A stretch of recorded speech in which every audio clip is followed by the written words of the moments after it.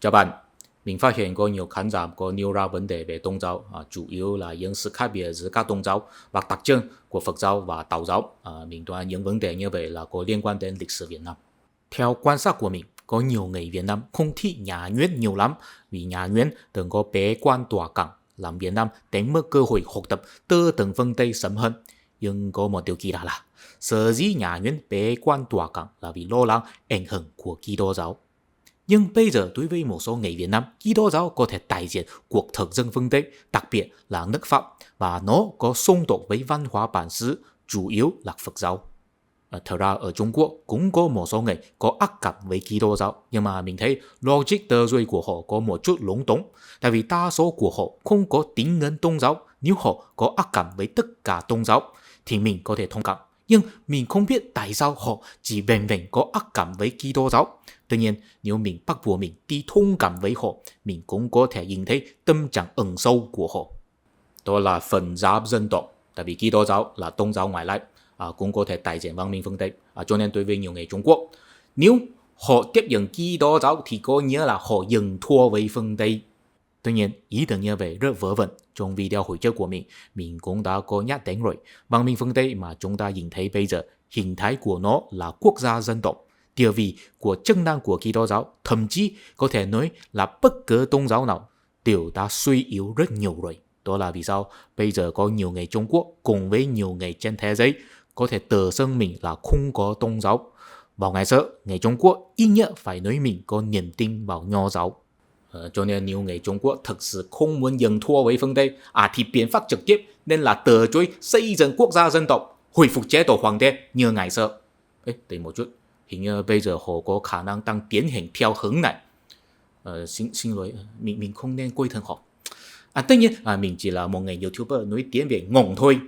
Tất nhiên là không dám khẳng định rằng tâm trạng người Việt có tương tự với người Trung Quốc hay không.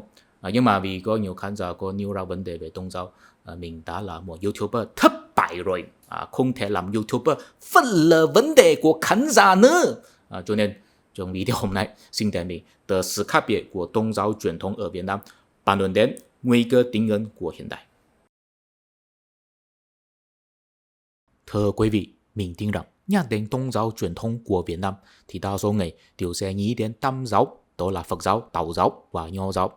Còn chế độ khoa cử của Việt Nam có một điều độc đáo là trong nhà Lý và nhà Trần không chỉ có xem xét kiến thức về Nho giáo, cũng có xem xét kiến thức về Phật giáo và Đạo giáo. Vì vậy chúng ta biết rằng ít nhất trong nhà Lý và nhà Trần, tam giáo có địa vị bình đẳng với nhau.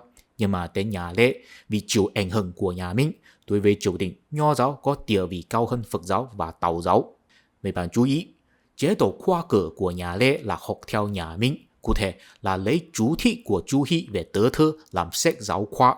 Còn tư tưởng của chú Hy là lý họ Tống Minh, và nó thực ra là một tư tưởng mới xuất hiện sau nhà Tống. Trong giấy học giả có đặc biệt phân biệt lý họ Tống Minh với Nho giáo truyền thống, tại vì lý họ Tống Minh có đặc biệt hấp thu Phật giáo và Đạo giáo và tạo nên một hệ tư tưởng mới. Cho nên trong tiếng Anh nó được gọi là Neo-Confucianism. Lý thuyết của nó thực sự quá phức tạp, nếu không có trải qua sự huấn luyện triết học thì không thể nghe hiểu. Cho nên thay vào đó xin đề mình lấy chức năng riêng biệt của chúng để giải thích. Lấy nhà Tần làm ví dụ, khi đó lý họ Tống Minh chưa xuất hiện, giống với không khí tư tưởng của nhà Lý và nhà Trần. Tam giáo là bình đẳng với nhau. Khi đó người ta học kinh điển Nho giáo, cụ thể là ngũ kinh.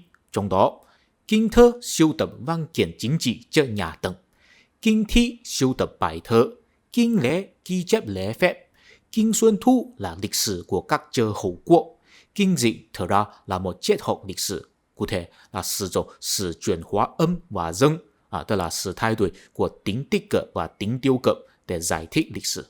Vì vậy chúng ta có thể tóm lại rằng vào ngày xưa một ngày học ngũ kinh là tương tự với vào hôm nay một ngày học lịch sử và các loại khoa học xã hội, đó là kiến thức dân văn.